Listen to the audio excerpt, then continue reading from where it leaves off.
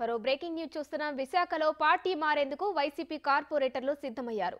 21 మంది వైసీపీని వీడి టీడీపీ జనసేనలోకి వెళ్లేందుకు లైన్ క్లియర్ చేసుకున్నట్లు తెలుస్తోంది.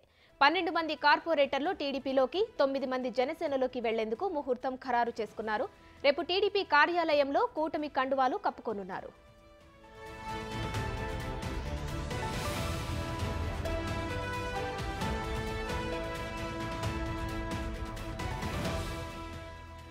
మేయర్ ఛాంబర్లో నిర్వహించిన సమావేశానికి 25 మంది కార్పొరేటర్లు డుమ్మా కొట్టారు.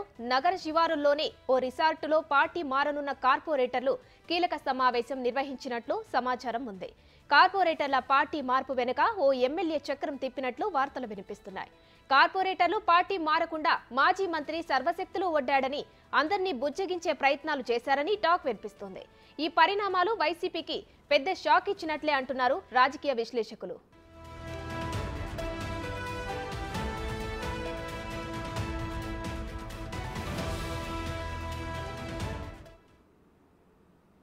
రైట్, ఇదే అంశానికి సంబంధించి మరిన్ని డీటెయిల్స్ మా ప్రతినిధి రాజు ఫోన్ లైన్ లో అందిస్తారు. రాజు, చెప్పండి, వైసీపీని విడి చాలా మంది కార్యకర్తలు టీడీపీలో అటు జనసేనలో జాయిన్ అవుతున్నారు. మరి వీరందరికీ టీడీపీ జనసేన అవకాశం కల్పించే అవకాశం ఉందా పార్టీలో జాయిన్ అవ్వడానికి? ఇక్కడ ముఖ్యంగా చూస్తే అటు వైసీపీకి సంబంధించి ఇది గట్టి షాక్ అనే చెప్పాలి. ఎందుకంటే వైసీపీలో దాదాపుగా విశాఖ మున్సిపల్ కార్పొరేషన్ కి సంబంధించి బలమైనటువంటి మెజార్టీ ఉంది. ఇప్పటి వరకు ఏ ఒక్కరు కూడా వైసీపీ పీఠాన్ని కదపలేరు అనుకున్నారు. కానీ ఎన్నికలకు ముందు 2024 ఎన్నికలకు ముందు వైసీపీ ఎమ్మెల్సీగా ఉన్నటువంటి వంశీకృష్ణ శ్రీనివాస్ యాదవ్ పార్టీకి రిజైన్ చేసి జనసేన పార్టీలోకి వచ్చినటువంటి పరిస్థితి ఉంది. అయితే పార్టీలోకి వస్తూనే తన ఒక ప్రకటన అయితే చేశారు. ఖచ్చితంగా జనసేన పార్టీలోకి అనేక మంది కార్పొరేటర్లను తీసుకొస్తాము, వాళ్ళందరూ కూడా పార్టీలోకి వచ్చి జాయిన్ అవుతారని ముందుగానే చెప్పినటువంటి పరిస్థితి ఉంది. ఈ నేపథ్యంలోనే ఇప్పుడు చూస్తే వైసీపీకి గట్టి షాక్ తగిలినటువంటి పరిస్థితి ఉంది. దాదాపుగా 21 మంది కార్పొరేటర్లు వైసీపీని వీడి 12 మంది టీడీపీలోను, 9 మంది అటు జనసేన పార్టీలోను జాయిన్ అవడానికి సిద్ధంగా ఉన్నటువంటి పరిస్థితి ఉంది.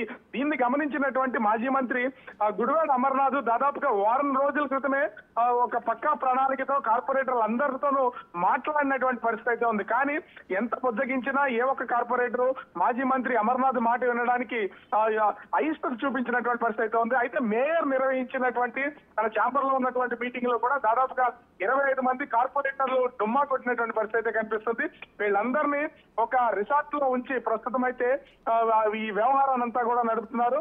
ఒక ఎమ్మెల్యే ఒకరు ఇద్దరు అని చెప్పేదానికంటే కీలకంగా మాత్రం వంశీకృష్ణ శ్రీనివాస్ యాదవ్ జనసేన పార్టీకి సంబంధించినటువంటి వ్యక్తి, అదే విధంగా అటు గంటా శ్రీనివాసు, పల్లా శ్రీనివాసరావు, వీళ్ళు ప్రస్తుతం అయితే విశాఖ మున్సిపల్ కార్పొరేషన్ ని జనసేన అదే విధంగా ఈ టీడీపీలో జాయిన్ చేసిన తర్వాత ఖచ్చితంగా ఆ టీడీపీ కైవసం చేసుకుని మేయర్ పీఠాన్ని కైవసం చేసుకోవడానికి సిద్ధమైనటువంటి పరిస్థితి కనిపిస్తుంది. ఈ నేపథ్యంలోనే ప్రస్తుతం అయితే 25 మందికి దాదాపుగా 20 మంది కార్పొరేటర్లు ఎక్కడున్నారనేది తెలియదు. వాళ్ళందరినీ కూడా ఒక సీక్రెట్ రిసార్ట్స్ లో ఉంచి చర్చలు అయితే నడుపుతున్నటువంటి పరిస్థితి కనిపిస్తుంది. ఖచ్చితంగా రేపు మధ్యాహ్నం లోపు ఒక కీలకమైనటువంటి ప్రకటన వెలువడే అవకాశం అయితే కనిపిస్తుంది. అయితే అసెంబ్లీ సెషన్స్ స్టార్ట్ అవుతున్నటువంటి నేపథ్యంలో ఈ లోపే పూర్తి స్థాయిలో విశాఖ మేయర్ పీఠాన్ని వైసీపీ నుంచి తీసుకుని అటు టీడీపీ జనసేన కలిపి ఉమ్మడి అభ్యర్థిగా ఒక మేయర్ ని ఎన్నుకునే అవకాశం అయితే కనిపిస్తుంది.